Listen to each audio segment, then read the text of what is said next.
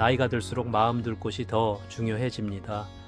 그런데 많은 부모님은 당신 방 하나 꾸미는 일에도 쉽게 돈을 쓰지 못하십니다. 오늘은 73세 어머니가 평생 모은 연금으로 처음 자기 방을 꾸민 날, 자식에게 기대지 않으려 오래 숨겨온 마음을 5장면으로 나누어 들려드리겠습니다. 어머니는 평생 당신 것을 먼저 고르는 분이 아니었습니다. 새 이불을 사도자식 것부터 챙겼고 좋은 반찬이 생겨도 남겨두셨습니다. 연금이 들어오는 날에도 본인 통장은 조용했습니다. 혹시 자식에게 무슨 일이 생기면 보태야 한다는 생각이 먼저였기 때문입니다. 그래서 어머니 방은 늘 가장 늦게 채워졌습니다. 겉으로는 괜찮다고 하셨습니다.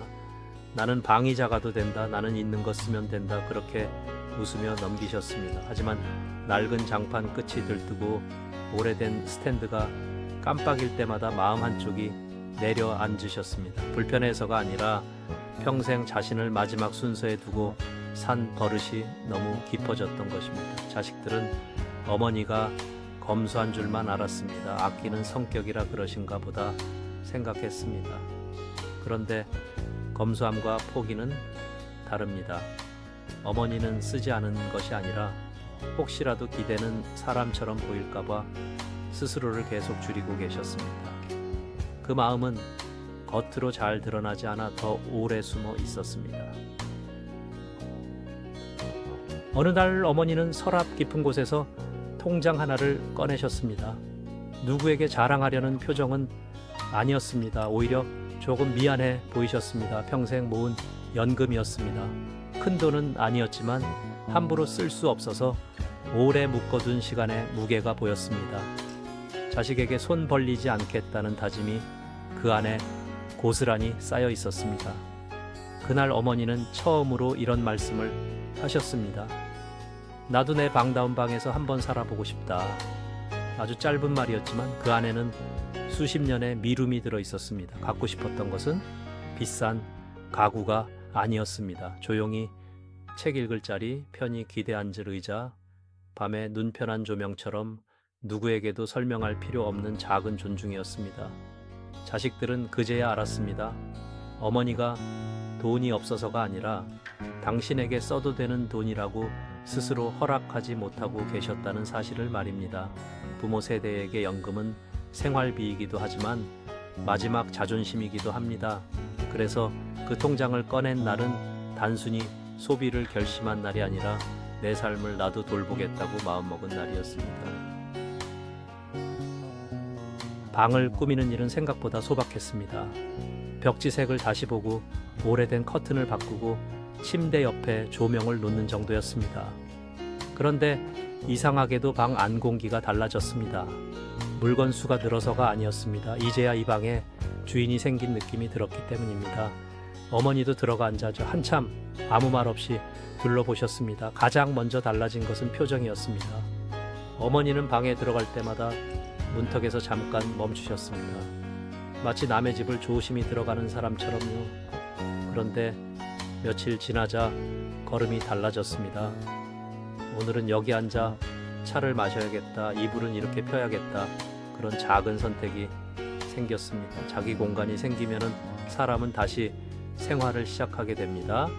자식 입장에서는 그저 방 하나 손본 것처럼 보일 수 있습니다. 하지만 부모님에게 자기 방은 단순한 방이 아닙니다.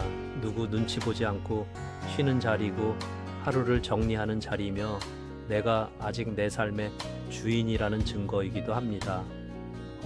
어머니가 방을 꾸민 날은 늦은 사치가 아니라 너무 늦게 찾아온 당연한 회복이었습니다.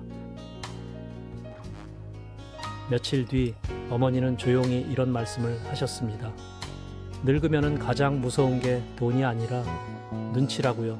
자식이 잘해줘도 마음 한편이 불편했다고 하셨습니다. 혹시 내가 오래 아프면 어쩌나?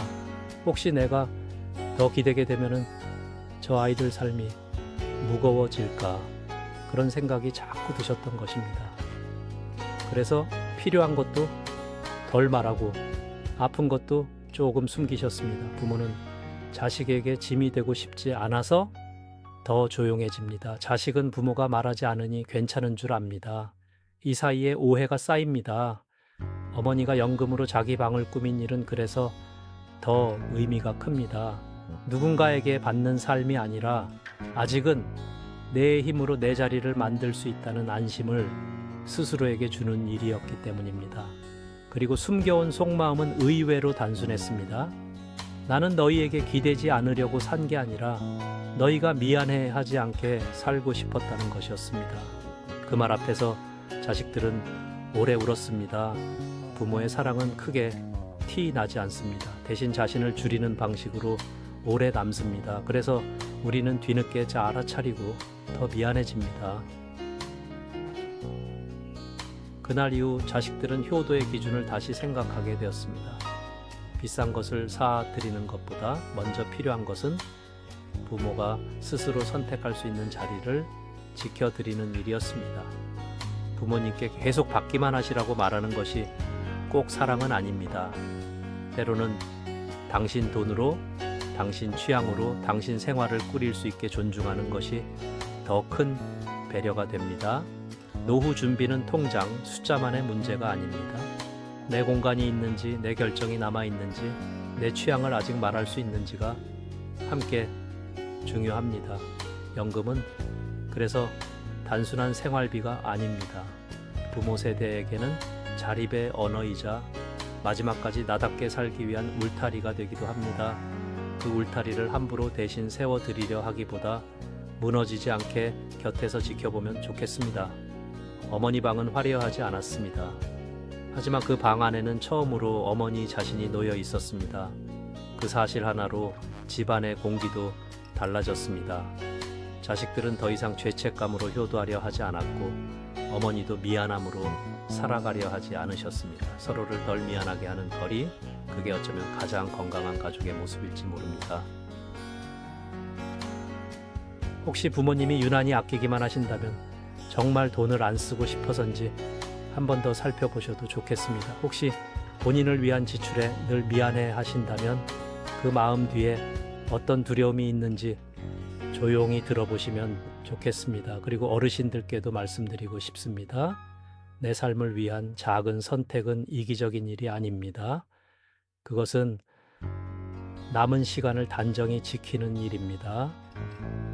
방 하나, 의자 하나, 조명 하나처럼 작아 보이는 변화가 노후의 마음을 크게 붙잡아 줄 때가 있습니다.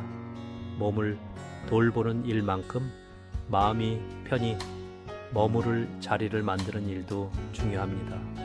오늘 이야기가 부모님을 다시 이해하는 계기가 되면 좋겠습니다. 또 어르신들께는 이제 나를 너무 마지막 순서에만 두지 말자는 다정한 권유가 되면 좋겠습니다. 73세 어머니가 처음 자기 방을 꾸민 날 달라진 것은 방만이 아니었습니다. 부모의 자존심과 자식의 사랑이 조금 더 편안한 자리를 찾은 날이었습니다. 오늘 이야기가 마음에 남으셨다면 부모님과 함께 천천히 나누어 보셔도 좋겠습니다. 오래오래 이야기와 함께 오늘도 단정한 노후를 준비하시길 바랍니다.